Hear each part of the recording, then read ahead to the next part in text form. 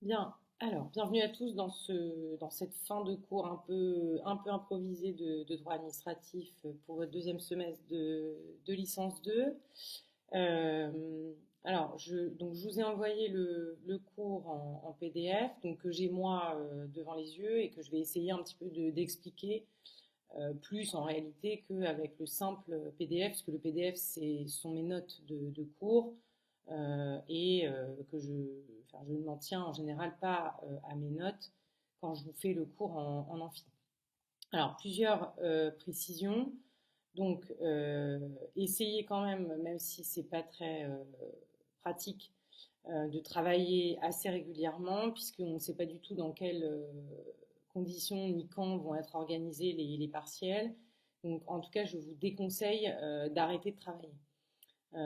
Parce que vous allez, enfin c'est tentant hein, évidemment, mais vous allez être trop loin de la matière quand il faudra s'y remettre. Et honnêtement, voilà, les partiels seront pas en avril, seront probablement pas en mai, vu la durée du confinement qui s'annonce.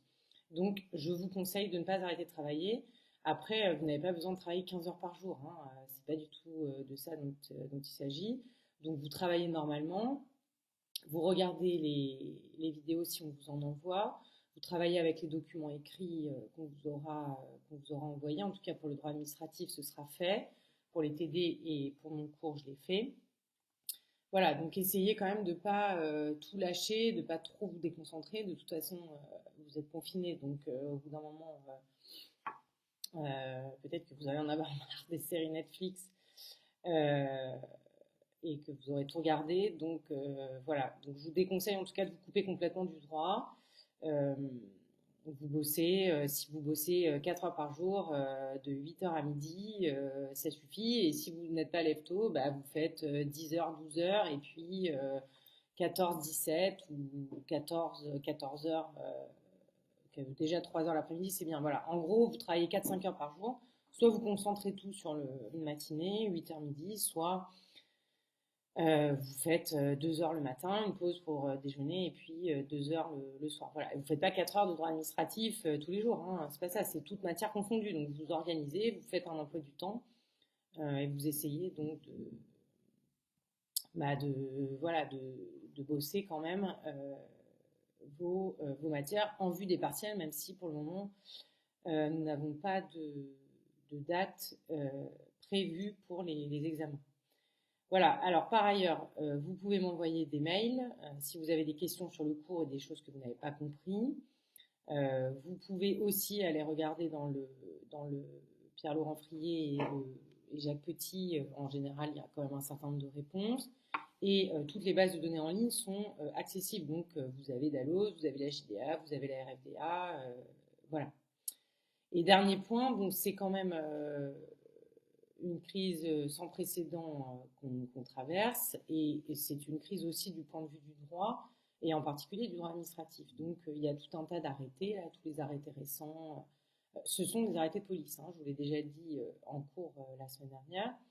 Euh, donc tout ça, c'est la police administrative. Alors si ça vous intéresse, je vous conseille de regarder, voilà, vous regardez le journal officiel, et puis vous, vous essayez de vous faire déjà quel est le fondement. Est-ce que c'est la police administrative générale, police administrative spéciale? Là, il y a une application de la jurisprudence RIS de 1918 avec le décret du Premier ministre. Donc voilà, ça vous fait un peu aussi dans l'actualité des choses en lien avec la matière. Alors en cours, il nous reste à voir peu de choses finalement, enfin assez peu de choses, mais des choses qui sont quand même importantes, notamment les questions de responsabilité de l'administration. Alors, je n'avais pas terminé le chapitre consacré au contentieux d'excès de pouvoir. Il me restait à voir une dernière section, donc la section 3, consacrée aux conséquences de l'annulation pour excès de pouvoir. Alors, cette question des conséquences de l'annulation pour excès de pouvoir, c'est une question en réalité qui intéresse assez peu la doctrine et qui a fait l'objet d'une thèse absolument géniale hein, dans les années 50, donc qui est la thèse de Prosper Weil, W-E-I-L, Prosper Veil, dont je vous ai déjà parlé parce qu'il a écrit un que sais-je sur le droit administratif. Donc cette thèse de Prosper Veil, elle est consacrée, le sujet c'est les conséquences de l'annulation pour excès de pouvoir.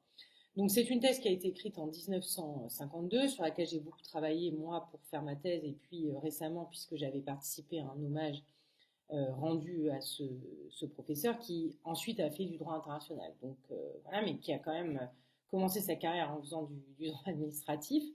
Et de quelle manière, puisque c'était vraiment une thèse incroyable. Donc c'est le premier ouvrage, si vous voulez, d'ampleur qui s'intéresse à cette question des conséquences véritablement de l'annulation pour excès de pouvoir. Autrement dit, qu'est-ce qu'il se passe quand le juge administratif donc dit voilà, la décision est illégale, donc alors on a vu pour quel type de vice, donc vice de forme de procédure ou de compétence, c'est la légalité externe, et puis ou un vice de légalité interne, principalement erreur de droit, erreur dans la qualification juridique des faits.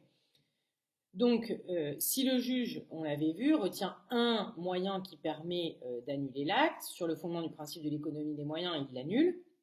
Et puis, normalement, cette annulation, elle est rétroactive. Elle est rétroactive, donc ça veut dire que le principe, c'est que l'acte annulé est censé n'avoir jamais existé.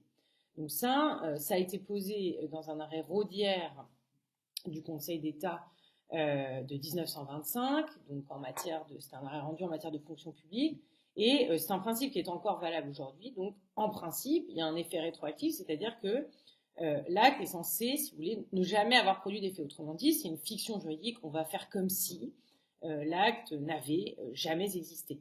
Alors ça pose un certain nombre de problèmes, parce que en réalité l'acte a existé. Et que c'est une fiction juridique parce que on ne peut pas remonter le temps dans les faits. Hein. On ne peut, entre guillemets, remonter le temps qu'en droit. Donc c'est une espèce de machine à remonter le temps, l'annulation pour excès de pouvoir, mais uniquement juridiquement.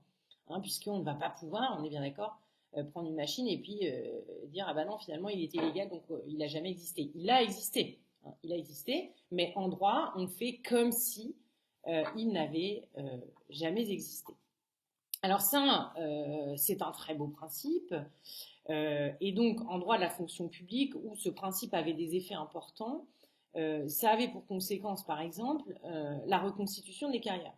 Donc typiquement, vous êtes fonctionnaire, vous aviez le droit à un avancement et à être nommé à tel ou tel poste, et puis finalement, on refuse votre nomination ou votre avancement, on nomme quelqu'un d'autre à votre place, etc. Bon, vous êtes bien embêté parce qu'on vous a refusé une nomination qui était de droit, par exemple, ou un avancement qui était de droit. Donc, je sais pas, par exemple, vous deviez gagner, allez, on va dire un truc fou, 300 € de plus par mois du fait de cet avancement. Voilà, ça fait vous attaquez donc le refus de nomination, et il se trouve que le juge administratif vient de dire voilà, le refus de nomination était légal, il fallait nommer Monsieur X dans ce poste, et puis il fallait le nommer il y a 3 ans, il fallait pas le nommer aujourd'hui. Donc normalement, comme le refus de nomination est censé ne jamais avoir existé, ce qu'on fait, c'est que et c'est là l'effet rétroactif, c'est là où on le voit très bien, c'est que on reconstitue votre carrière comme si l'acte, le refus n'avait pas été pris. Voilà. Donc ça, dans le contentieux de la fonction publique, l'effet rétroactif de l'annulation avait quand même une forte portée réelle, hein, pratique, parce qu'il était possible d'opérer cette reconstitution des carrières. Mais je prends un autre exemple donc, qui va bien qui est vraiment d'actualité, donc celui des décisions de police administrative. Je reprends l'exemple de l'arrêt Benjamin de 1933, donc rappelez-vous sur l'annulation d'une conférence de Monsieur Benjamin, donc qui a fini par être annulée par le juge administratif. Vous pouvez aller regarder dans le Gaja, regardez bien la date à laquelle était prévue la conférence. Donc je crois de mémoire que c'était en 1931. Donc évidemment, la conférence ne s'est pas tenue, hein, puisque le maire l'avait interdite. Eh bien, l'annulation intervient en 1933. Donc l'annulation intervient 2 ans trop tard, et alors même que de toute façon la conférence n'a pas pu se tenir. Donc qu'est-ce que vous faites? Vous ne pouvez pas faire que la conférence peut se tenir dans le passé en 1931, c'est impossible. Donc, c'est ce qu'on appelle une annulation donc platonique. C'est la formule de l'annulation platonique, c'est la formule du commissaire du gouvernement Romieu, R-O-M-I-E-U, donc sous l'arrêt Martin de 1905. Ce qui veut dire quoi? Ce qui veut dire tout simplement que vous obtenez une annulation, mais que c'est une espèce de sanction pour le geste. Voilà, vous êtes content, on vous dit ah oui, bah, c'était illégal, donc voilà, je l'annule, mais de toute façon, de facto, si vous voulez, ça ne peut avoir aucun effet, puisque trop d'années se sont passées et que la mesure avait des effets très limités éventuellement dans le temps. C'est le cas des mesures de police administrative, mais ça peut être le cas de tout un tas d'autres mesures de droit administratif. Voilà. Donc, pendant très longtemps, en réalité, les annulations qui étaient prononcées par le juge de l'excès de pouvoir étaient pour la plupart platoniques. Voilà. Donc, c'est ce qu'a démontré Prosper Weig dans sa thèse. Et alors, ce constat doit aujourd'hui être relativisé, puisque le juge administratif, enfin en tout cas le juge de l'excès de pouvoir, si vous voulez, le problème du juge de l'excès de pouvoir à partir de la fin des années 90, je vais vous dire pourquoi, c'est qu'en réalité il devient un juge trop puissant. Il devient un juge trop puissant et en tout cas c'est ce que je pense moi, c'est ce que j'ai défendu dans un certain nombre d'articles, c'est que pendant très longtemps, je pense que le Conseil d'État, ou en tout cas les juridictions administratives, étaient très contentes finalement que les décisions n'aient qu'un effet platonique, puisque ça leur permettait de contrôler très largement la légalité de l'action administrative, tout en sachant que ça n'emporterait aucune conséquence. Donc en fait, c'était, si vous voulez, ça permettait d'orienter la légalité de l'action administrative pour le futur en disant attention, ça, il ne faut pas faire ça, il ne faut pas prendre des mesures de police disproportionnées, etc., parce que sinon on les annulera. Mais sur les mesures en question elles-mêmes, ça n'avait quand même pas grand effet. Donc, c'était quand même un gros problème, si vous voulez, parce que vous ne pouvez pas dire aux requérants, bah, écoutez, oui, allez faire un recours pour excès de pouvoir, c'est quand même un des recours les plus importants parce qu'il en va de la légalité de l'action administrative, mais en général, ça n'a aucun effet. C'est quand même très problématique sur le plan de l'effectivité du droit au recours, et puis sur le plan aussi de l'effectivité des décisions de justice, qui est une question qui fait partie en réalité de la protection du droit au recours. Alors, les choses vont changer en réalité, et elles vont changer radicalement, si vous voulez, à partir du moment où, alors il y a deux choses qui vont changer et qui vont faire finalement que les décisions du juge vont pouvoir être, enfin du juge d'excès de pouvoir vont pouvoir avoir plus d'effet. Il y a d'une part la reconnaissance du pouvoir d'astreinte et d'injonction. Donc ça, ce sont des pouvoirs qui vont être reconnus au juge administratif par la loi. Et puis, il y a donc donc astreinte et injonction, et puis il y a la réforme de ce qu'on appelle les procédures d'urgence. Donc les procédures d'urgence, c'est, en tout cas pour celles qui nous intéressent nous en L2, elles sont les principales pratiquées, donc c'est le référé suspension et le référé liberté, donc L521-1 et L521-2 du Code de justice administrative. Pourquoi ces deux choses, donc reconnaissance d'un pouvoir d'astreinte et d'injonction, astreinte c'est 1980 et injonction 1995, et puis donc par la loi, et puis réforme des procédures d'urgence, là encore par une loi de 2000, donc qui fêtera bientôt ses 20 ans. Donc en réalité, pourquoi ces deux choses-là ont considérablement changé la manière, si vous voulez, changer fondamentalement l'effectivité des décisions du juge administratif. Parce que, alors, deux facteurs. Premier facteur, le plus souvent, le juge de l'excès de pouvoir intervenait trop tard. Il intervenait trop tard parce que entre le moment où il était saisi, vous savez que c'est en général 2 mois, on l'a vu la semaine dernière, après que la décision ait été notifiée ou quand elle l'est, ou publiée pour un acte réglementaire. Donc là, il doit être saisi très vite, mais il est saisi très vite, mais après, ça ne veut pas dire qu'il juge vite. Alors, il doit juger dans un délai raisonnable, ça c'est la jurisprudence de la Cour européenne des droits de l'homme, mais le délai raisonnable, c'est 1 an, à peu près, quoi, si vous voulez, de jugement, c'est-à-dire que quand on regarde les délais moyens de jugement, devant un TA, c'est 1 an, devant une cour administrative d'appel, c'est 1 an, et puis en cassation, c'est encore 1 an. Donc, si vous voulez, si vous allez jusqu'en cassation, vous en avez pour 3 ans, quoi. 3 ans, au bas mot, au moins, hein, 3 ou 4. Donc ce sont des délais de jugement qui sont énormes, et ce qui fait qu'au moment où le juge statue, donc comme dans l'arrêt Benjamin qui est topique de ce point de vue comme exemple, bah, vous voyez bien que c'est trop tard. Alors, premier facteur, donc le juge intervenait trop tard, et je vous l'ai dit la semaine dernière, le recours pour exécutoire n'est pas suspensif.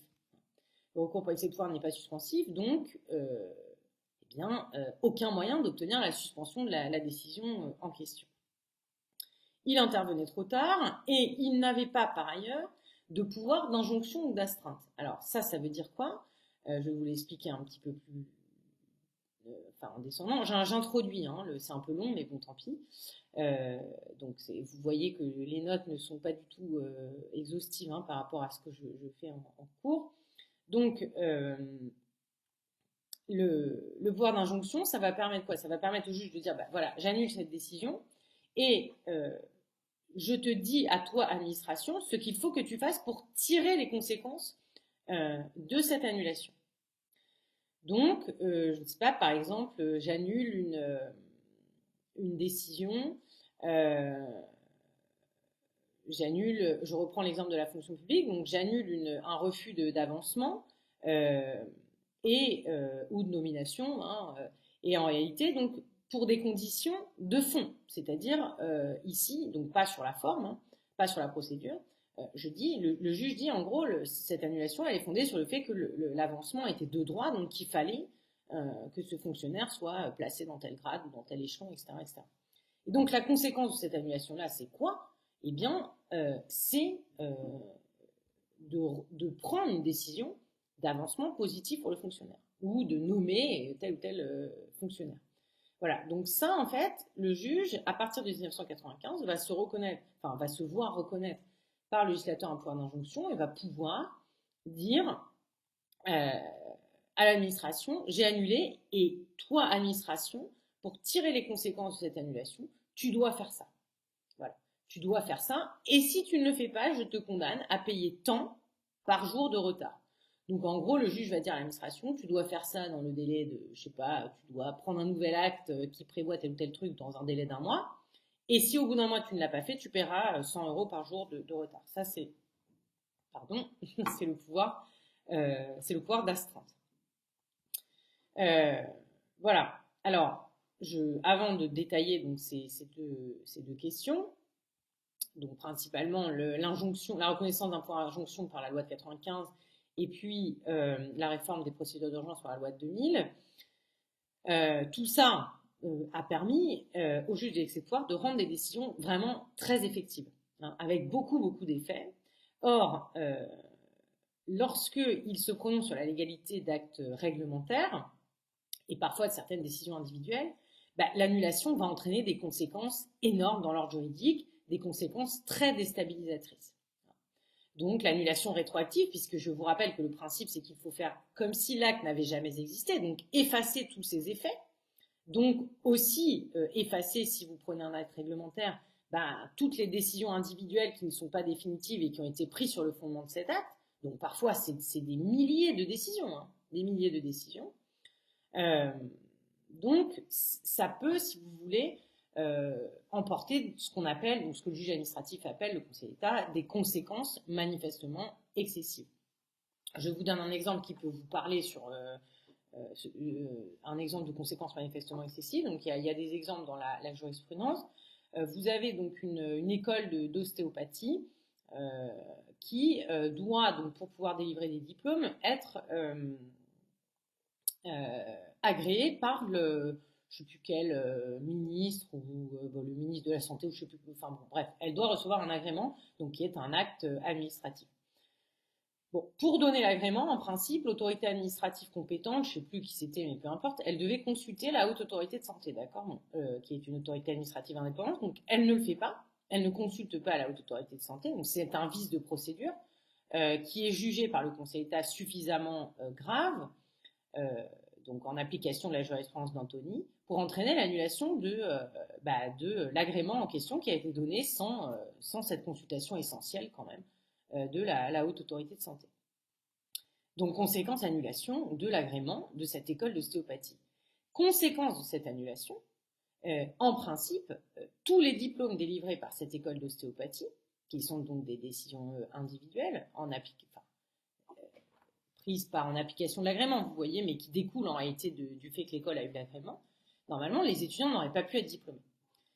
Bon, le Conseil d'État vient dire, en application donc, de sa jurisprudence Association AC de 2004, sur laquelle j'ai beaucoup travaillé puisque c'était en partie c'était mon sujet de thèse, hein, la question de la modulation dans le temps des effets des décisions de justice en droit français. Donc le Conseil d'État vient dire, en application de cette jurisprudence de 2004, que l'annulation rétroactive de l'agrément entraînerait des conséquences manifestement excessives, et donc il vient limiter dans le temps les effets de l'annulation, et il préserve, si vous voulez, l'agrément, même s'il est illégal, et les diplômes qui ont été délivrés. Voilà. Alors, est-ce que c'est choquant? Donc ça, c'est ce qu'on appelle le pouvoir de modulation dans le temps des effets des annulations pour excès de pouvoir, donc qui a été reconnu par l'arrêt AC, donc un arrêt d'assemblée du Conseil d'État de 2004. Alors, si ça vous intéresse, j'avais écrit donc en 2014, juste après la fin de ma thèse, un petit article sur les 10 ans de la jurisprudence AC, donc publié à la JDA 2014, page 501. Donc vous pouvez lire, c'est un petit bilan de la jurisprudence AC et des raisons pour lesquelles le juge décide de reporter dans le temps en fait les effets de l'annulation pour excès de pouvoir. Donc en réalité, c'est un pouvoir qui a été reconnu dès 2004, et ce n'est pas étonnant, si vous voulez, que ça a été reconnu à ce moment-là, parce que à partir de ce moment-là, le juge de l'excès de pouvoir devient en réalité trop puissant, quoi. C'est-à-dire que les annulations qu'il prononce, comme il a un pouvoir d'injonction et d'astreinte, vont entraîner la plupart du temps, en tout cas pour l'annulation de gros actes réglementaires.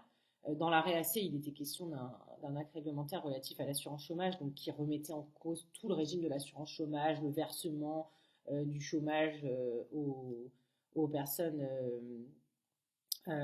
donc inscrites à l'assurance chômage, etc. Enfin, en fait, ça aurait été une catastrophe, si vous voulez, d'annuler rétroactivement l'acte dans l'arrêt AC de 2004, parce que ça aurait déstabilisé tout le régime d'assurance chômage.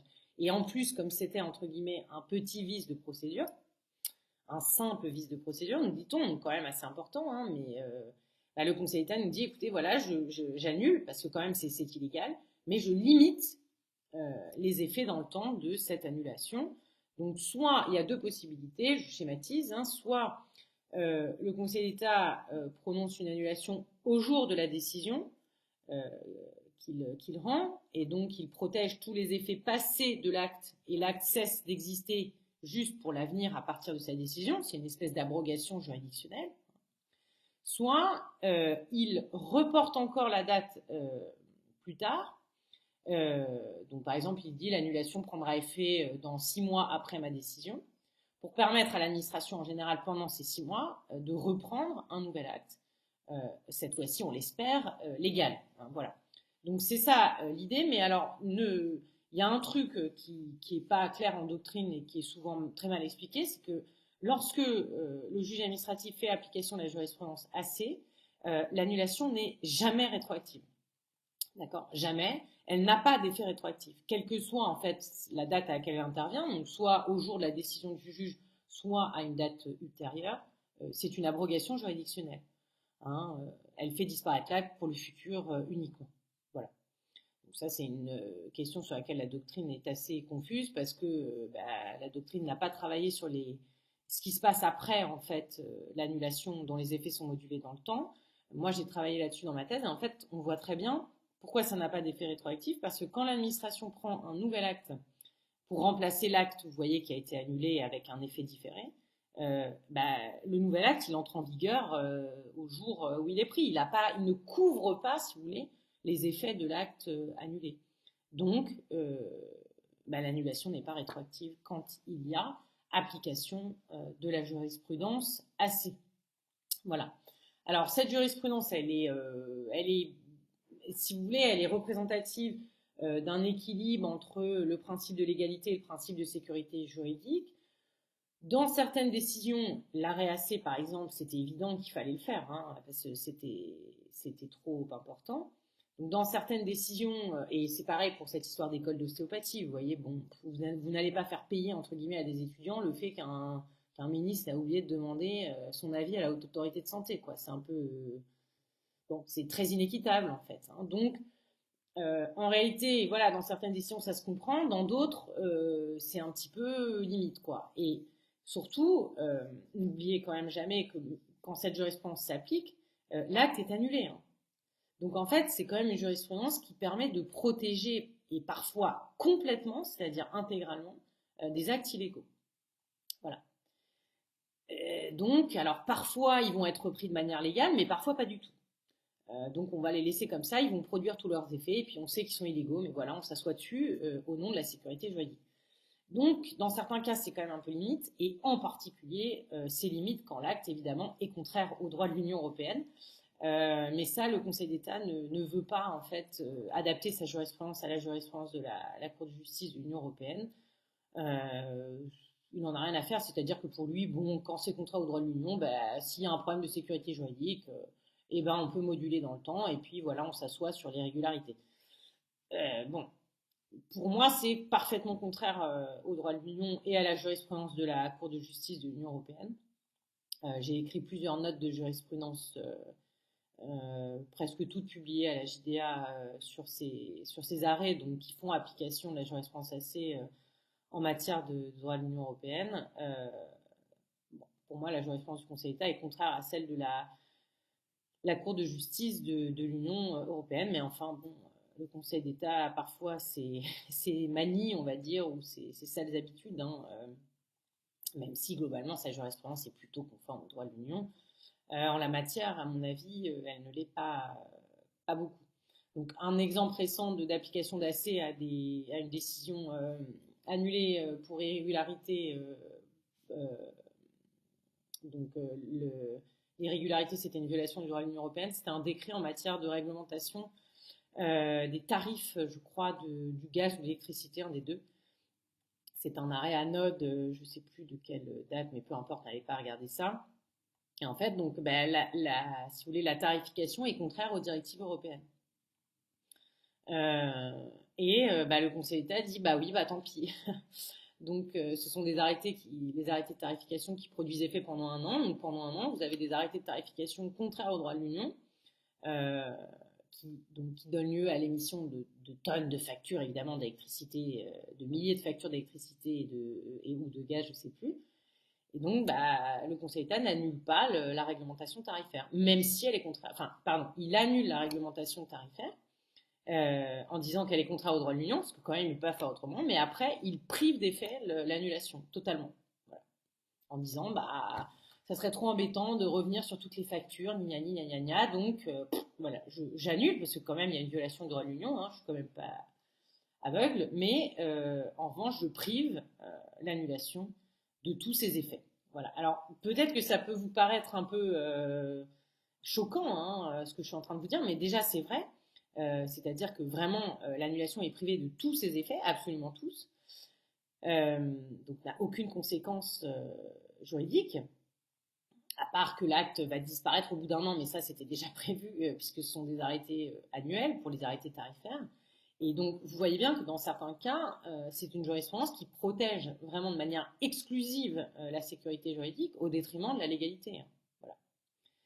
Donc ça, c'est quand même un mouvement très net, si vous voulez, dans la jurisprudence récente du Conseil d'État, qui commence, à mon avis, à partir de cet arrêt AC de 2004, donc qui est un mouvement de protection, de surprotection de la sécurité juridique au détriment des exigences de l'égalité. Voilà. Donc si ça vous intéresse, je peux vous envoyer le dossier où vous pouvez le trouver, hein, le dossier donc, que j'ai dirigé à la JDA sur sécurité juridique et légalité, une balance déséquilibrée.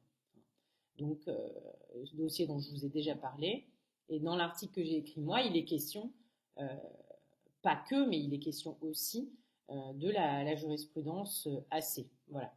Donc c'est une jurisprudence qui m'a beaucoup intéressée. Alors je la suis un petit peu moins aujourd'hui, même si quand même j'ai suivi les toutes dernières applications, en particulier en matière de droit de l'Union européenne. voilà, mais c'est une jurisprudence vraiment enfin, assez intéressante parce que euh, bah, si vous voulez, tout le monde, enfin, vous lirez ça dans les manuels, hein, on vous dit voilà, ça permet un équilibre parfait, en gros, entre la sécurité juridique et la légalité. Bah non, pas tout le temps, si vous voulez. De temps en temps, oui, parce que l'acte va être pris et l'illégalité va être corrigée, et puis voilà.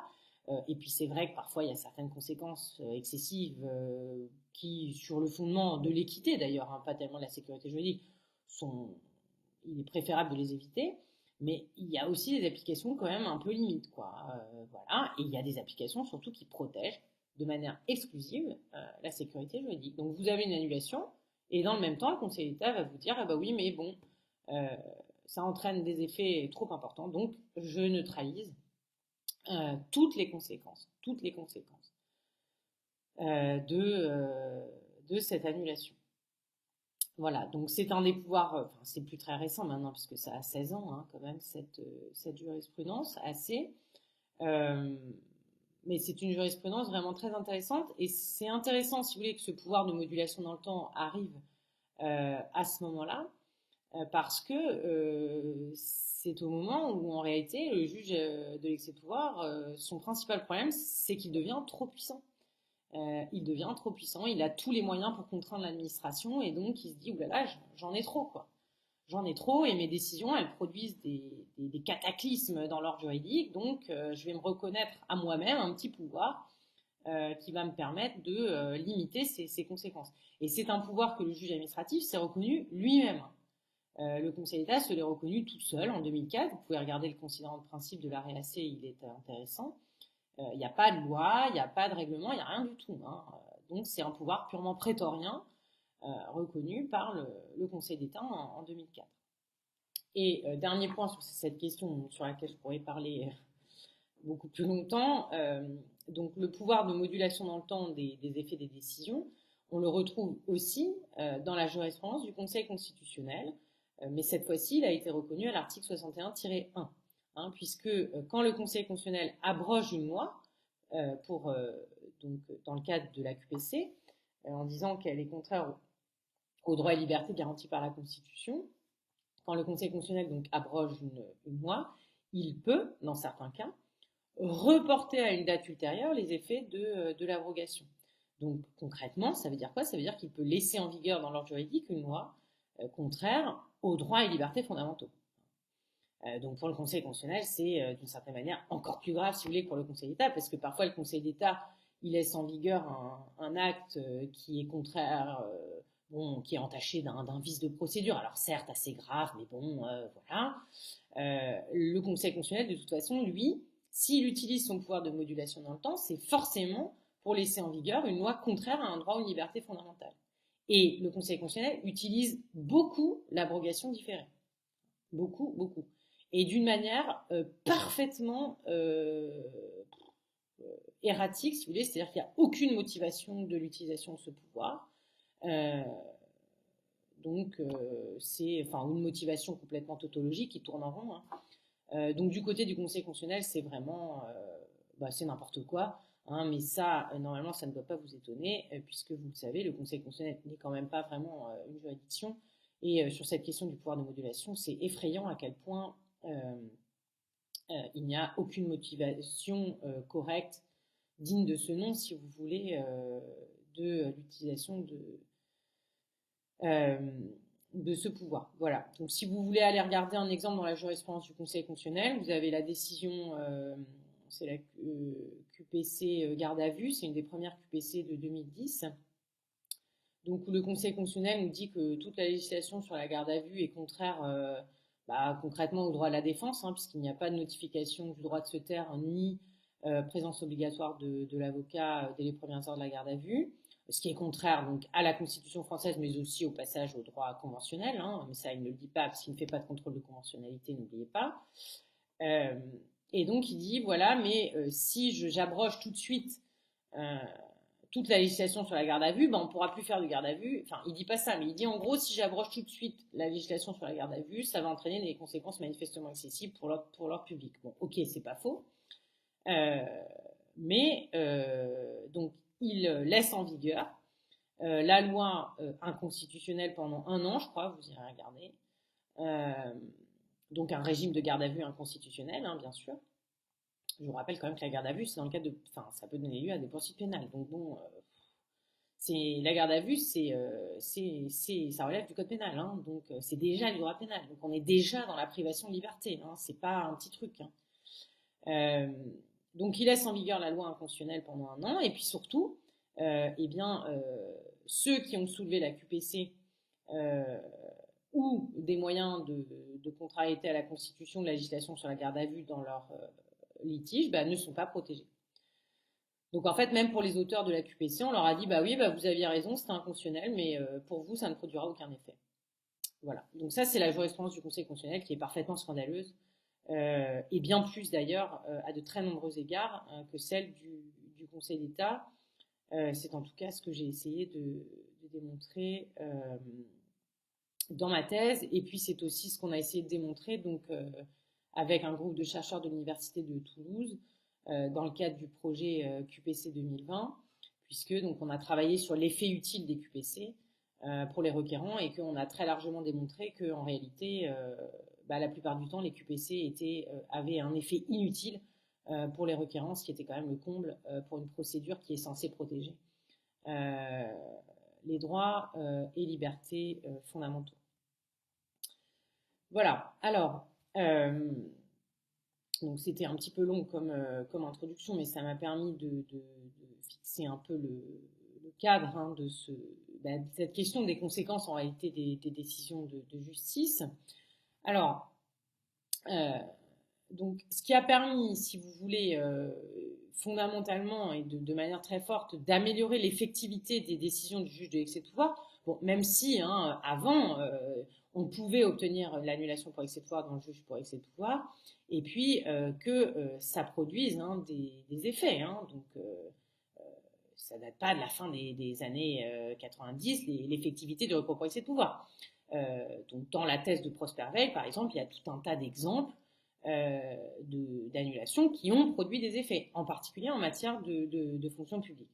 Mais il y avait quand même beaucoup de cas, en particulier les recours pour excès de pouvoir contre les mesures de police administrative, dans lesquels ça produisait aucun effet parce que le juge se prononçait beaucoup trop tard.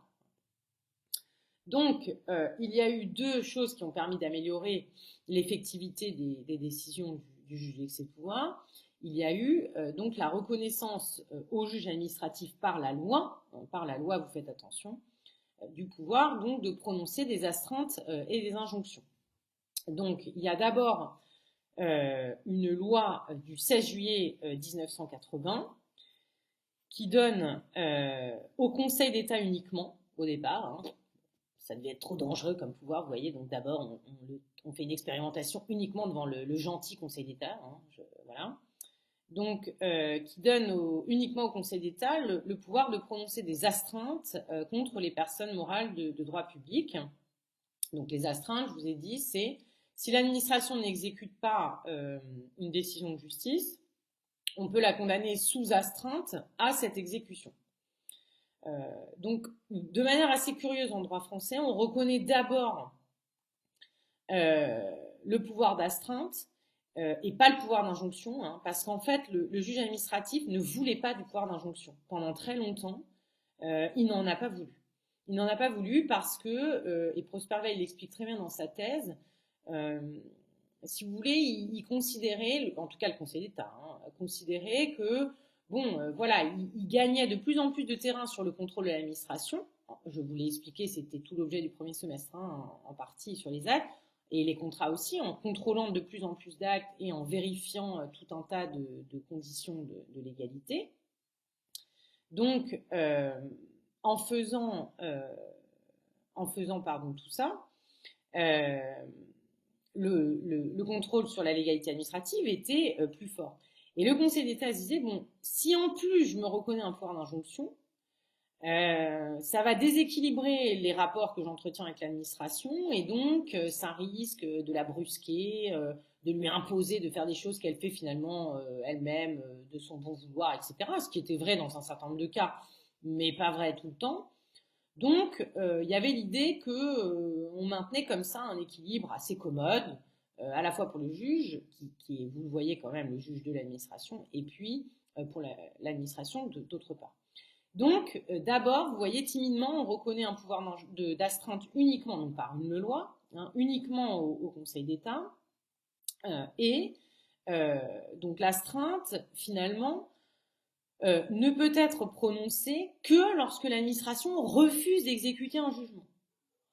Donc, en gros, si vous voulez, c'était quand même assez compliqué comme procédure parce qu'il fallait, obtenir un jugement d'annulation qui ne précisait pas nécessairement quelles étaient les mesures à prendre pour tirer les conséquences du jugement, une administration qui ne faisait rien pour tirer les conséquences du jugement, et un requérant qui aille à nouveau devant le juge pour dire bah, regardez, elle fait rien, condamnez-la sous astreinte à exécuter.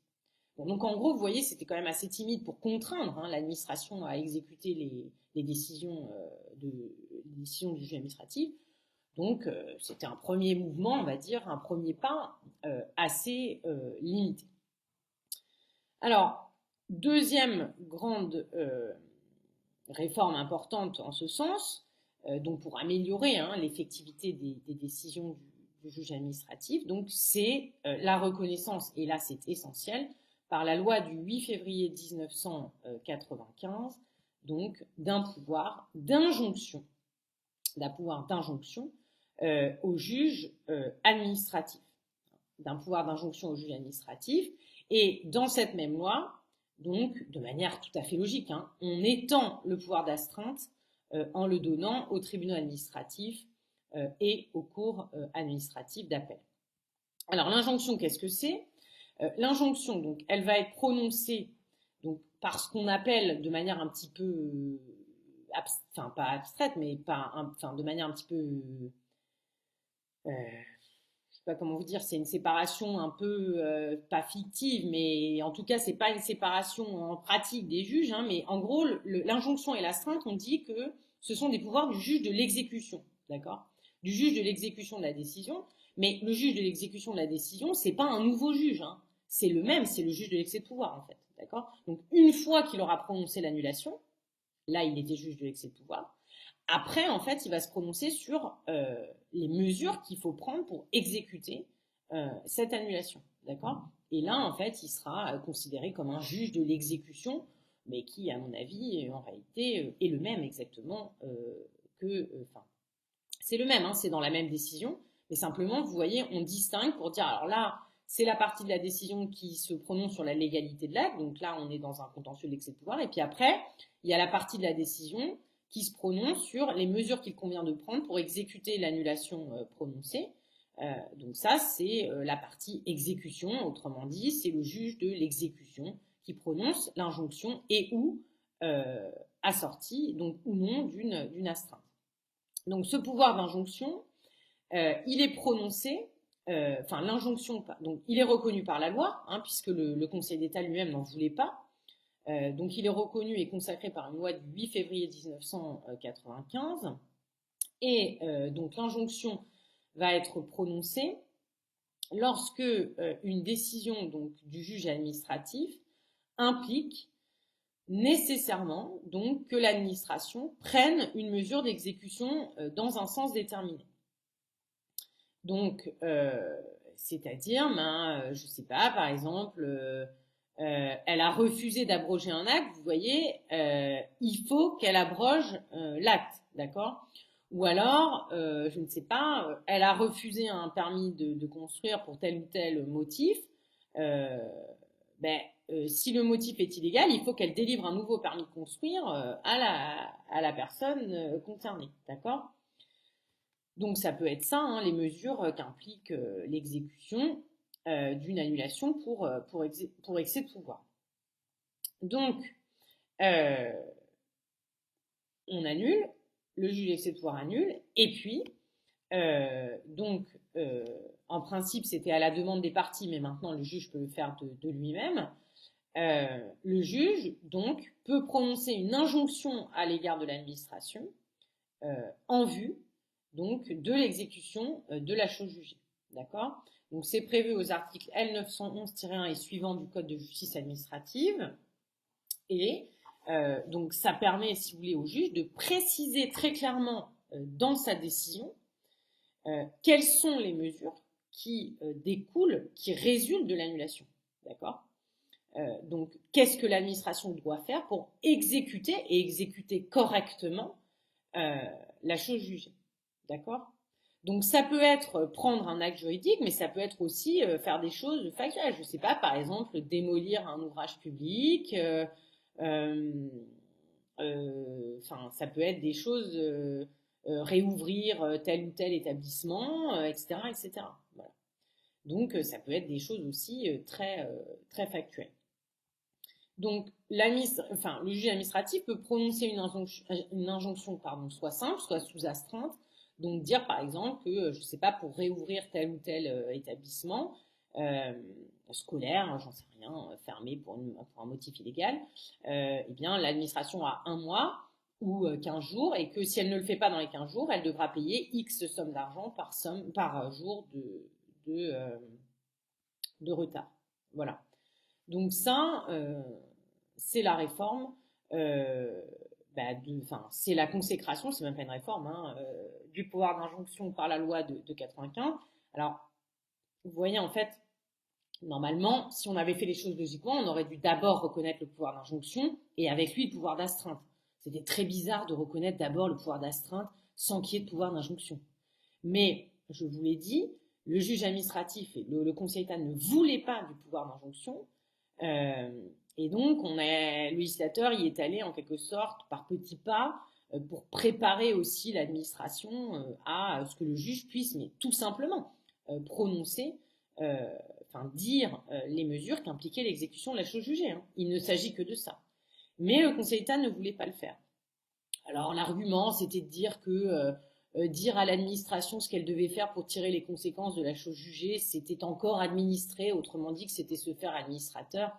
Bon, c'était un argument parfaitement en droit, complètement irrecevable, mais le vrai argument, il est dans la thèse de Prosper Veil, et il est de dire que il y avait un équilibre assez bien trouvé entre le juge et l'administration, que le Conseil d'État ne voulait pas dire à l'administration ce qu'il convenait de faire pour tirer les conséquences de ses décisions, parce que c'était la brusquer, vous voyez, lui dire ce qu'elle devait faire, lui enjoindre quelque chose, quelle horreur. Bon, en réalité, c'est parfaitement irrecevable en droit, c'est-à-dire que l'effectivité de la décision de justice, elle est au moins aussi importante que l'accès au juge, que le délai raisonnable, etc. Donc ça fait partie de la protection du droit au recours. Et en réalité, dire à l'administration les mesures qu'implique l'autorité de la chose jugée, ici une annulation pour excès de pouvoir, ce n'est rien d'autre qu'exercer son office de juge. C'est pas du tout prendre les mesures à la place de l'administration. Absolument pas. Sachant que, en plus, l'argument était quand même un peu limite, puisqu'il y avait déjà tout un tas de contentieux,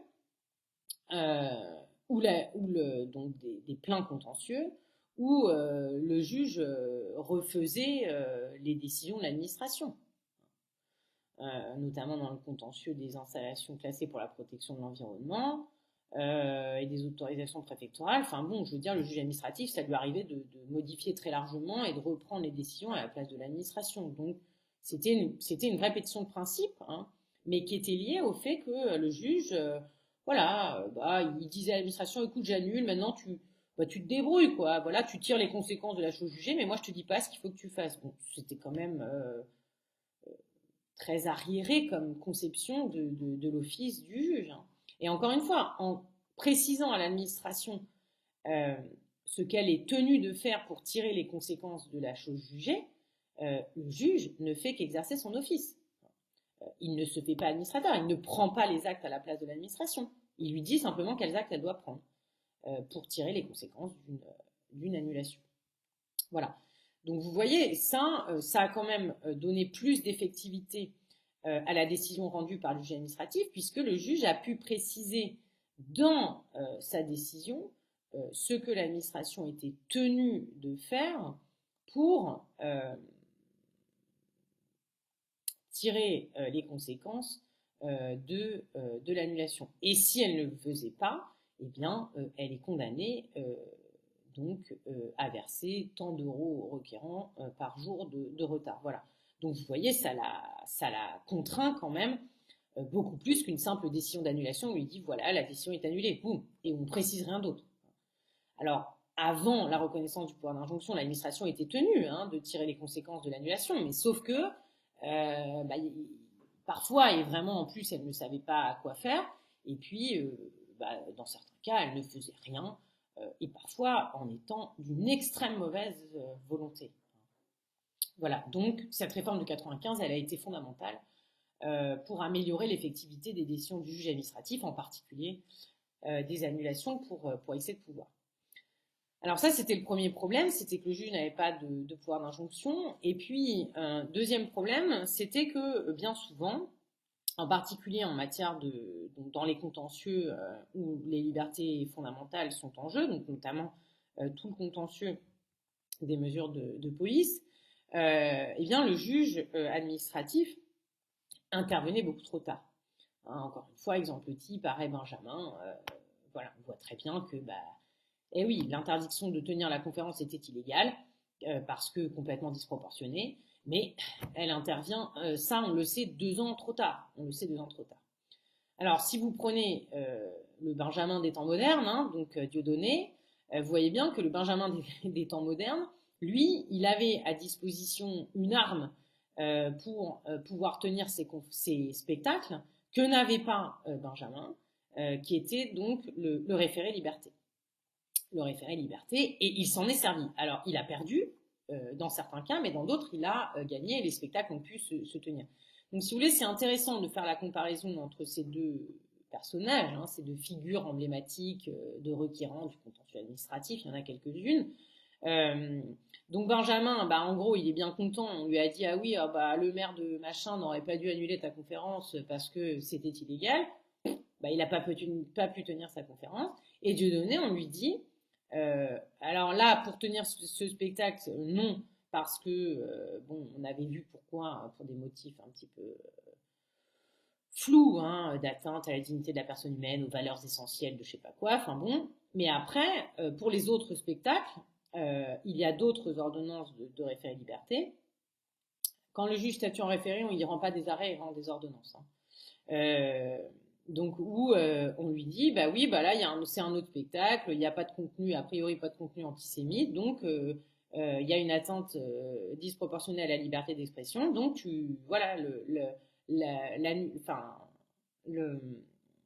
la décision du maire ou du préfet, peu importe, d'interdire le spectacle elle est annihilée quoi, enfin elle est bloquée, et on fait cesser l'atteinte immédiatement à la liberté d'expression. Donc vous voyez, entre 1930 et les affaires Dieudonné, donc dans les années 2000, il s'est passé quelque chose. Et qu'est-ce qui s'est passé ? Eh bien, il y a eu donc la réforme des procédures d'urgence dans les années 2000. Alors cette réforme des procédures d'urgence, elle a permis aux juges d'intervenir avant que l'acte ne soit entièrement exécuté, donc qu'il ait produit tous ses effets. Ce qui a, là encore, permis de donner plus d'effectivité à ces décisions, puisque vous voyez bien, on intervient avant, entre guillemets, que le mal, c'est-à-dire l'effet produit par un acte illégal, ne soit fait. Donc, ça a permis de pallier, si vous voulez, au caractère non suspensif des recours, et puis au fait que lorsque le juge est saisi au fond, je vous l'ai dit, c'est souvent 1 an et demi pour trancher le litige. Entre le moment où il est saisi et le moment où il tranche, il se passe 1 an et demi, voire parfois bien plus. Ça, c'est le délai moyen. Ça veut dire que parfois, ça va plus vite, mais parfois, ça va aussi beaucoup moins vite. Donc, l'idée des procédures d'urgence, c'est quoi ? C'est d'obtenir des mesures provisoires, enfin, en théorie provisoire en tout cas, dans l'attente d'un règlement au fond du litige. C'est en tout cas l'idée du référé suspension. Pour les référés liberté, c'est un petit peu différent. Donc, jusque dans les années 2000, il y avait ce qu'on appelait donc des référés administratifs donc qui étaient les procédures qui permettaient d'obtenir des mesures provisoires, donc typiquement des suspensions. Une suspension, c'est une mesure provisoire. Donc ces référés administratifs, ils fonctionnaient très mal. Ils fonctionnaient très mal et donc ça ne permettait absolument pas, si vous voulez, de pallier au caractère non suspensif des recours et à la longueur des procédures devant, enfin, à la longueur du délai dans lequel les affaires étaient jugées devant le juge. Donc, il y avait, alors avant le référé suspension, il y avait ce qu'on appelait le sursis à exécution, dont les conditions étaient extrêmement strictes et donc il était extrêmement peu mis en œuvre. Voilà. Donc ça marchait pas, on n'arrivait pas à obtenir la suspension d'actes administratifs et donc les actes administratifs potentiellement illégaux eh bien, continuaient de produire leurs effets et quand vous arrivez, quand le juge de l'excès de pouvoir rendait son annulation, bah, tout avait été produit et parfois bah, il est très difficile de remonter le temps, y compris juridiquement. Donc, il fallait réformer tout ça, et c'est la loi du 30 juin 2000 qui a opéré cette réforme, donc loi qui fête ses 20 ans cette année. Et si ça vous intéresse, donc vous pouvez regarder, il y a un colloque en ligne donc sur le site du Conseil d'État, alors que je n'ai pas encore regardé, bon, qui doit être bien sûr à la gloire hein, du Conseil d'État, comme tous les colloques du Conseil d'État. Mais qui porte donc sur les 20 ans de cette loi du 30 juin 2000, donc de la réforme des référés. Bon, je vais le regarder parce que, bon, déjà parce que ça m'intéresse, et voilà, parce que je pense que il doit y avoir des choses intéressantes quand même sur ces procédures de référé. Alors, la loi du 30 juin 2000, elle fait un certain nombre elle fait une grande réforme, si vous voulez, des procédures, des référés administratifs, et elle crée surtout donc deux nouveaux référés, donc que sont le référé suspension, qui vient remplacer l'ancienne procédure du sursis à exécution, qui ne marchait pas du tout, hein, enfin, très mal tellement les conditions étaient restrictives. Donc elle crée le référé suspension et elle crée aussi le référé liberté. Et puis elle confirme d'autres procédures de référé, mais qui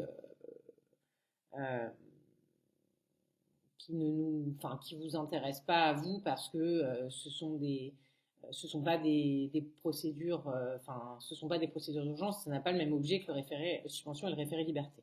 Donc c'est le référé constat, le référé instruction, le référé provision, le référé conservatoire, mais nous, ce qui nous intéresse, ce sont donc c'est le fait que la loi remplace le sursis à exécution par le mécanisme de référé suspension et qu'elle crée une nouvelle procédure d'urgence, donc qui est le référé liberté. Donc le référé suspension et le référé liberté sont des procédures d'urgence. Donc il y a une condition d'urgence dans les deux référés. Alors pour le référé suspension, donc c'est l'article L521-1 du Code de justice administrative. Donc vous pouvez le regarder, il y a toutes les conditions du référé suspension. Donc première condition, donc comme c'est un référé, le référé suspension qui vise à prendre des mesures provisoires, donc la suspension de la décision en question, il faut donc faire une requête au fond. Autrement dit, si vous faites un référé suspension contre un arrêté de police, bah, il faut faire un recours pour excès de pouvoir. Prenons l'exemple, par exemple, vous attaquez, vous demandez la suspension du dernier décret là du président, du Premier ministre, donc important interdiction, restriction à la circulation avec le laissez-passer. Bon, vous pensez que ce décret est manifestement illégal, je ne le pense pas, mais bon, mettons que vous pensez que ça porte des restrictions très fortes aux libertés qui ne sont pas proportionnelles.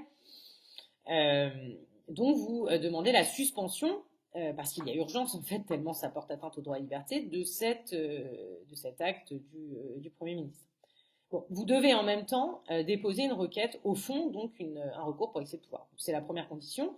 Pourquoi ? Parce que si le juge prononce la suspension est provisoire, et donc ensuite le juge de l'excès de pouvoir, lui, se prononcera définitivement sur la légalité de l'acte, Donc, soit l'acte est légal, donc on l'annule, et comme il a été suspendu, bah, ça posera pas trop de problèmes. Soit, soit l'acte est illégal, donc on l'annule, et comme il a été suspendu, ça posera pas trop de problèmes, parce qu'il aura pas trop produit d'effet. Et soit l'acte est légal, et donc la suspension prend fin. D'accord? Donc tout est possible, hein, c'est-à-dire que le contentieux, le référé, il est indépendant du contentieux au fond. Hein, c'est pas les mêmes juges qui vont juger de l'affaire, etc. Donc vous pouvez très bien avoir un acte qui n'est pas suspendu parce qu'on considère qu'il n'y a pas de doute sérieux quant à sa légalité, qui ensuite sera annulé, d'accord, ou pas annulé, hein, évidemment. Et vous pouvez avoir un acte suspendu parce qu'il y a un doute sérieux sur sa légalité, qui ensuite sera annulé ou pas annulé. En fait, tout est possible, c'est indépendant, mais il faut absolument une requête au fond pour demander la suspension d'un acte administratif. En même temps, hein, il faut faire les deux. Alors ensuite, les deux conditions propres au référé lui-même. Première condition, il faut que l'urgence justifie de suspendre l'acte. Alors autrement dit, ça veut dire quoi? Bon, en gros, c'est pas n'importe quelle urgence. Hein, c'est pas n'importe quelle urgence, mais c'est apprécié de manière un peu plus souple, beaucoup plus souple même, que la question, la condition entre guillemets d'urgence qui était posée dans le cadre du sursis à exécution. Autrement dit, il faut que voilà, il y ait une urgence à suspendre cette décision, c'est-à-dire que les effets que produit la décision soient très fortement attentatoires aux libertés fondamentales. Alors ça sera plutôt le référé liberté, mais en gros que ça produit des effets qui ensuite ne vont pas pouvoir être effacés très facilement ne vont pas pouvoir, vont être quand même relativement irréversibles. Et dernière condition, donc il faut un moyen, donc c'est l'article L521-1, il faut un moyen propre à créer en l'état de l'instruction un doute sérieux quant à la légalité de la décision. Autrement dit, il faut que il y ait une illégalité assez patente. Voilà, il faut qu'on voit assez grossièrement l'illégalité. Bon, sachant que l'urgence est quand même appréciée de manière assez stricte, et que si le juge administratif considère qu'il n'y a pas d'urgence, il n'examinera pas la question de la légalité douteuse de l'acte, du doute sérieux sur la légalité de la décision. Donc bien souvent, le référé suspension est rejeté sur le fait que, au sens de l'article L521-1, il n'y a pas d'urgence. Voilà, ce qui est un peu contestable dans certains cas. Mais bon, s'il y a urgence et doute sérieux sur la légalité de l'acte, l'acte sera suspendu. L'acte sera suspendu, et donc comme il est suspendu, il ne produit pas d'effet. Typiquement, vous obtenez la suspension d'une mesure de police administrative, vous obtenez la suspension, je sais pas, d'un permis de construire, vous obtenez la suspension de tout un tas de décisions. Donc, parce que vous voyez, vous êtes là, c'est si vous êtes tiers au permis de construire. Si l'administration a délivré un permis de construire illégal, l'autre il va construire son machin, puis après il faudra démolir. Enfin, vous voyez, c'est quand même plus pratique de suspendre, de suspendre le permis de construire, et puis ensuite, s'il est illégal, comme ça au moins rien n'aura été construit. Ce sera beaucoup moins compliqué que de tout détruire, quoi. Voilà. C'est ça l'idée du référé suspension. Et ça marche plutôt bien, même si la condition d'urgence est appréciée de manière assez stricte, faut bien dire ce qui est, par le juge administratif. Alors, autre référé donc qui marche bien, en particulier en matière de contentieux des étrangers et puis de police aussi, de mesures de police, donc mesures restrictives des libertés. Donc c'est par définition, donc c'est le référé liberté. Alors le référé liberté, certes ça vise encore des mesures provisoires, donc c'est pas la suspension cette fois-ci, c'est l'idée que l'administration doit mettre fin immédiatement à l'atteinte à la liberté fondamentale. Voilà, c'est tout ce qu'elle doit faire, donc elle ne doit pas annuler l'acte, pas, etc., etc. Mais le truc, c'est que le référé liberté, c'est entre guillemets un peu moins provisoire que le référé suspension parce que si vous voulez, une fois que l'administration a mis fin à l'atteinte, bon, vous n'allez pas en plus aller annuler l'acte. Vous avez obtenu ce que vous voulez, c'est-à-dire que vous puissiez, si on prend Dieudonné par exemple, tenir le spectacle. Alors, comme c'est un petit peu moins provisoire dans l'idée, vous voyez, euh, il y a plus il y a plus de conditions pour le référé suspension et la condition d'urgence est appréciée de manière plus stricte. Elle est appréciée de manière plus stricte. Alors, il faut tout d'abord une atteinte à une liberté fondamentale, mais au sens de l'article L521-2. Donc, vous pouvez regarder sur le blog de droit administratif. Je crois que donc c'est Caroline Nanterreau qui est maître de conférence à Clermont-Ferrand, qui a tenu à partir donc, des années 2000 une liste de ces libertés fondamentales protégées au sens de l'article L521-2. Donc je crois qu'elle est publiée sur le blog de droit administratif en accès libre sur Internet. Donc vous pouvez regarder par curiosité, n'apprenez pas toutes ces libertés, ça ne sert à rien. Mais il y a bien évidemment la liberté de réunion, bien évidemment la liberté d'expression, la liberté d'aller et venir, et puis il y a certaines libertés de personnes publiques, notamment la libre administration des collectivités territoriales, ce à quoi on ne pensait pas intuitivement, mais puisque bon, les personnes publiques ne sont pas titulaires de liberté fondamentale, on me l'a déjà expliqué. Voilà, mais bon, vous avez une liste exhaustive de ces libertés fondamentales qui sont quand même assez importantes. Alors, il y a certaines décisions un peu bizarres. Bon, le principe d'égalité homme-femme ne fait pas partie des libertés fondamentales protégées par le référé liberté. Voilà, il y a des, ça c'est l'affaire des silhouettes de la commune de Danemarie-les-Lys, je crois. Alors, vous pouvez aller regarder, il y avait eu pas mal de doctrines sur cette question où c'était le maire de cette commune de Danemarie qui avait trouvé hyper classe, on va dire, pour la journée de la femme, je ne sais plus quelle année, c'était il n'y a pas longtemps, hein, de mettre des silhouettes de femmes en carton dans toute sa commune, alors représentées dans des positions plus ou moins dégradantes, on va dire. En tout cas, bon, c'était pas des femmes qui étaient derrière un ordinateur en train de faire un cours de droit administratif. Elles étaient plutôt en maillot de bain avec un gros sac à main, du rouge à lèvres, etc. Bon, voilà, tout nous, quoi. Euh, et donc, il y a une association de protection des droits des femmes qui a demandé à ce que ces silhouettes soient retirées parce qu'elles portaient atteinte au principe d'égalité homme-femme. Et le Conseil d'État a dit, je crois, de mémoire, que l'égalité homme-femme n'était pas au nom des libertés protégées par le référé liberté. Voilà. C'était une affaire assez. Enfin, c'est un peu marrant parce que vous pouvez aller regarder la gueule des silhouettes, c'était franchement vraiment. En plus, c'était très laid, hein, c'était même pas beau sur le plan artistique. Enfin bon, voilà. Donc c'est l'affaire des silhouettes de Danemarie, de la commune de Danemarie-les-Lys. Vous trouverez, il y avait des notes de Serge Klama aussi qui étaient bien là-dessus. Enfin, si ça vous intéresse, hein, c'est pas du tout obligatoire. Hein, voilà, mais c'est pour votre culture générale, c'était une affaire entre guillemets un peu rigolote ou intéressante sur le plan des libertés protégées par le référé liberté. Donc il faut une liberté fondamentale au sens de l'article L521-1. Donc la liste est sur le blog de droit administratif, allez quand même y jeter un œil. Il faut bien évidemment une urgence à ce que l'atteinte cesse.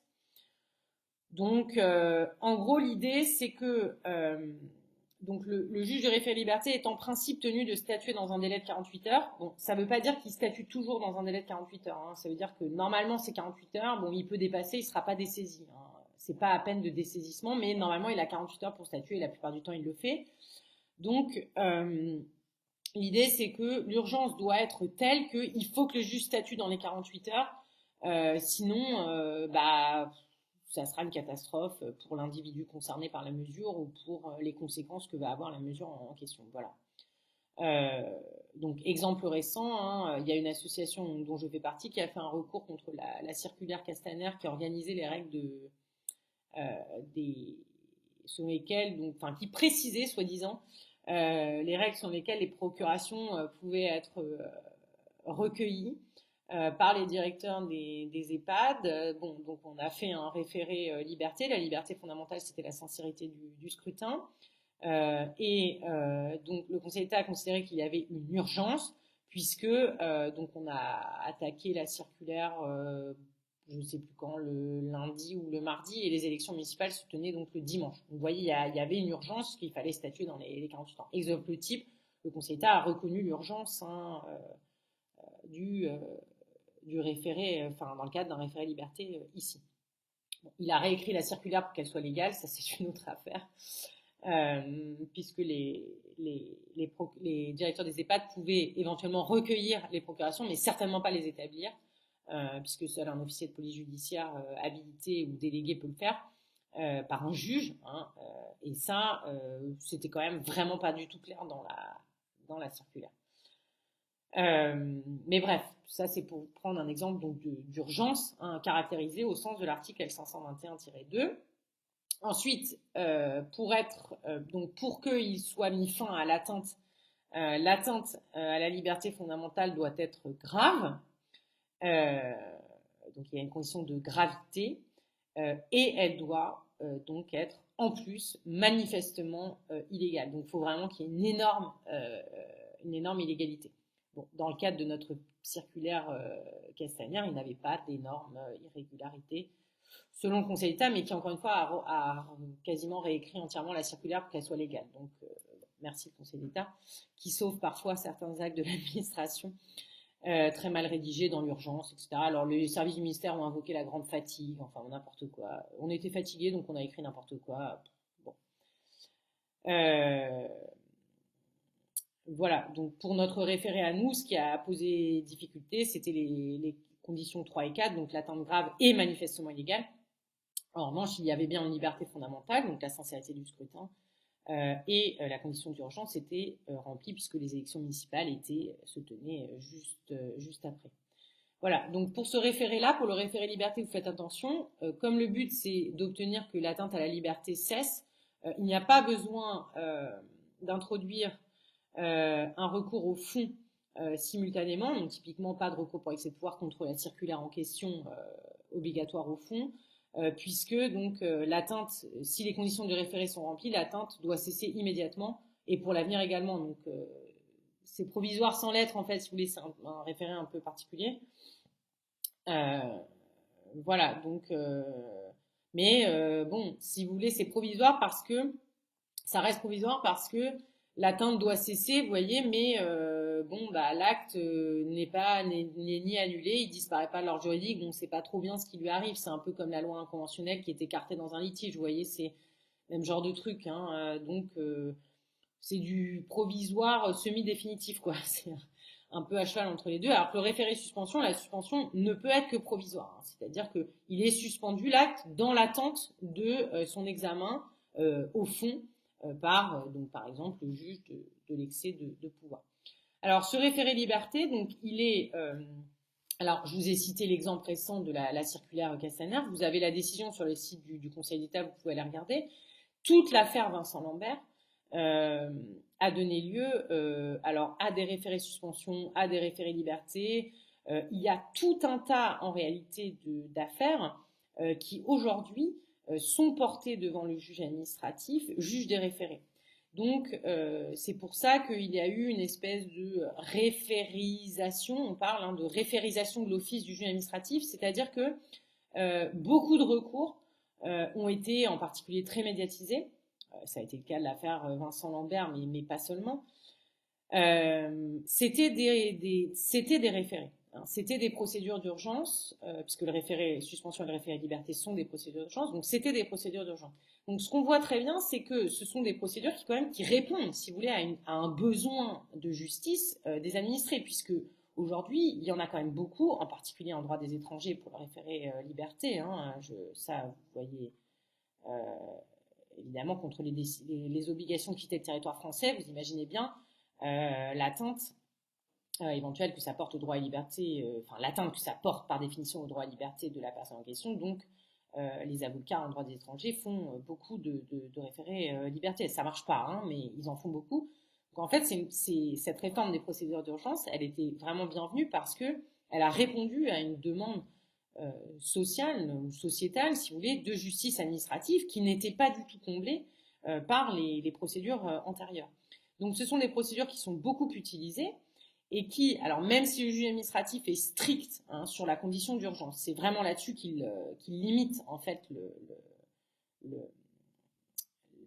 les référés, hein, qui sont quand même utiles pour suspendre des actes manifestement illégaux, donc que ces actes-là ne produisent pas d'effet, et puis pour faire cesser des atteintes graves et manifestement illégales à des libertés fondamentales. Hein, et les faire cesser vite, puisque normalement c'est dans les 48 heures. Voilà. Donc typiquement, vous pouvez attaquer une interdiction de manifester, vous pouvez faire un référé liberté, hein, en disant que si l'atteinte est grave et manifestement illégale, si la manifestation doit se tenir le samedi, que vous avez l'interdiction le mardi, vous attaquez, il y a urgence, hein, il n'y a pas de problème. Voilà. Donc ça permet quand même de répondre à un besoin de justice sociale, sur le plan social et sur le plan de la société, puisque le juge administratif est beaucoup sollicité en référé. Voilà, beaucoup sollicité en référé, beaucoup sollicité en référé suspension, beaucoup sollicité en référé liberté. Donc ce sont des recours qui ont été ouverts par la loi et qui ont rencontré un très gros succès. Hein, donc c'est pas toujours le cas. Si vous voulez, parfois le législateur ouvre des recours. Bon, c'est notamment le cas des actions collectives ouvertes par la loi Justice 21 et puis d'un truc un peu bizarre sur lequel j'avais travaillé, la demande en appréciation de régularité. Ça marche pas. Il n'y a pas de recours, ça fonctionne pas très bien. Mais les référés, c'est full success. Hein, ça a vraiment, c'est une procédure qui a été saisie à plein bras, si vous voulez, par les avocats. C'est un peu comme la QPC, quoi. Ça a très bien marché. Bon, pour des raisons, la QPC, je vous ai déjà expliqué pourquoi. À part que parce que ça fait gagner de l'argent aux avocats, je trouve que ça sert à rien. Mais ça, le référé liberté et le référé suspension, ça fait probablement gagner de l'argent aux avocats, mais ça sert vraiment. Ça sert vraiment, donc ce sont des procédures d'urgence particulièrement utiles sur le plan de la préservation, pour le référé liberté des droits et libertés fondamentaux, et pour le plan du référé suspension, simplement sur le plan de la préservation de la légalité. Et ça permet encore une fois d'éviter que des actes manifestement illégaux, doute sérieux sur la légalité de l'acte, c'est-à-dire que c'est manifestement illégal, hein, produisent des effets dans l'ordre juridique. Donc c'est quand même des procédures qui sont, à mon avis, vraiment très équilibrées au profit dans la dynamique sécurité juridique, légalité. Là, ça protège quand même bien la légalité et donc ça protège les droits des justiciables. Voilà, donc vous avez le support écrit, donc vous voyez, il y avait 3 pages, j'ai tenu 1 heure, un peu plus d'1 heure et quart. Donc ça, c'est juste pour vous dire que le support papier ne suffit pas, pas totalement en tout cas, pour éclairer le cours et ce qu'il y a dedans. Hein, donc ça montre au passage que quand même on peut pas balancer des polis et s'en tenir là, hein, au cas où notre cher ministre considérait que l'enseignement en présentiel n'est pas nécessaire. Voilà, je pense que je viens de démontrer le contraire en parlant 1 heure et quart avec 3 pages de notes. Et puis, donc voilà, donc si ça vous intéresse, je vous conseille de regarder peut-être quelques interventions du colloque du Conseil d'État. Elles sont en vidéo, donc sur les 20 ans de la loi, la réforme des procédures d'urgence, enfin la réforme des référés administratifs, donc la loi du 30 juin, je crois, la loi du 30 juin 2000. Oui.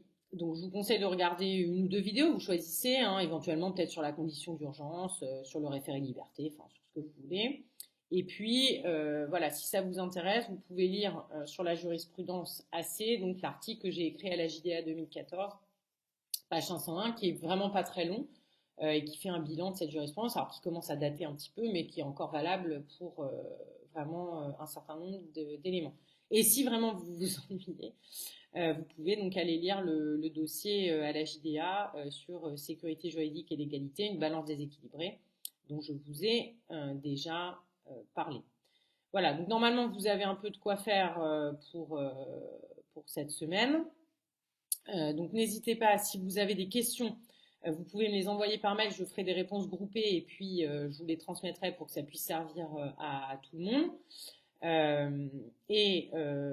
Donc on fera la semaine prochaine, on commencera donc le dernier chapitre du cours, donc le chapitre 2 consacré au recours en responsabilité. Donc responsabilité de l'administration, la responsabilité pour faute et la responsabilité sans faute. Voilà, donc pour aujourd'hui, je m'en tiens là. Alors vous verrez aussi que il n'y a pas, enfin si vous voulez, et ça ne vous en étonnez pas, c'est parfaitement normal. Déjà enregistrer un cours c'est beaucoup plus fatigant que parler en amphi, d'une part, et d'autre part, on va beaucoup plus vite quand on enregistre que quand on va en amphi. Donc en fait 3 heures d'amphi n'équivalent pas à 3 heures d'enregistrement, donc vous n'aurez pas 9 heures de cours enregistrés, enfin je ne pense pas. Donc je prends mon cours, j'enregistre et puis quand j'ai fini, si ça fait 9 heures, ça fait 9 heures, et puis si ça fait pas 9 heures, ça fait pas 9 heures, mais c'est pas grave, encore une fois c'est normal. Voilà, donc j'essaye de faire comme si j'étais en amphi en enregistrant, mais évidemment je vais plus vite puisque vous ne prenez pas de notes en même temps, je vous ai pas devant moi, etc. Donc c'est parfaitement normal que les heures d'enregistrement soient plus courtes que les heures d'amphi, pour les raisons que j'ai évoquées. Voilà. Donc n'hésitez pas si vous avez des questions sur cette fin de cours. Prenez bien le temps de lire le poly, prenez bien le temps d'écouter la vidéo et puis voilà, vous pouvez faire pause sur la vidéo, remettre si c'est pas clair, etc. Pour vous faire votre cours à vous avec le poly et la vidéo, pour avoir vos notes à vous. Et puis n'hésitez pas quand même à voilà, faire quelques lectures, regarder quelques vidéos sur le site du Conseil d'État pour agrémenter le poly et la vidéo de cours. Voilà. Donc il nous reste à voir un dernier chapitre. Donc je mettrai, alors je sais pas, je mettrai les vidéos en ligne selon le temps que j'ai moi pour enregistrer, puisque mon animal de compagnie est un cheval qu'il faut que j'aille sortir à peu près tous les jours. Donc je vais voir si je vais avoir le droit d'aller sortir mon animal de compagnie avec mon laissez-passer. Mais voilà, je vais mettre en ligne les vidéos au fur et à mesure où je vais les tourner. Ça sera pas forcément, ça peut être 2 par semaine. Je vais peut-être, là on est mercredi, je ferai peut-être une vidéo vendredi pour commencer la responsabilité. Voilà, après libre à vous de vous organiser comme vous voulez. L'idée c'est d'avoir terminé le programme donc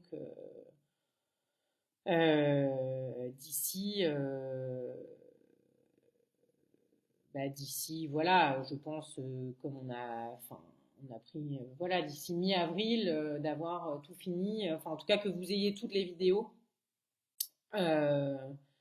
pour travailler votre cours, voilà, donc, même avant mi-avril, je pense qu'on aura tout fini dès la première semaine d'avril. Voilà, donc n'hésitez pas, je suis à disposition par mail pour répondre à vos questions. Le Moodle est une catastrophe, donc c'est mieux de passer par mail. Voilà. Et pour les étudiants qui ont la matière en TD, donc normalement vous aurez un galop d'essai à faire à distance que vous rendrez. Donc on vous enverra le sujet, je sais pas, le matin, et puis vous le rendrez à midi. Je vais voir ça avec Monsieur Bawali. Et puis voilà, bon courage pour la suite. Et la vidéo sur la responsabilité suit, donc soit vendredi, soit en début de semaine. Voilà, pour ne pas non plus vous harasser de droits administratifs. Voilà, donc bon courage, ne sortez pas, en tout cas le moins possible, et sinon avec un laissez-passer, donc une auto-attestation sur l'honneur, pour ne pas finir avec des amendes mirobolantes. Voilà, bon courage, à bientôt.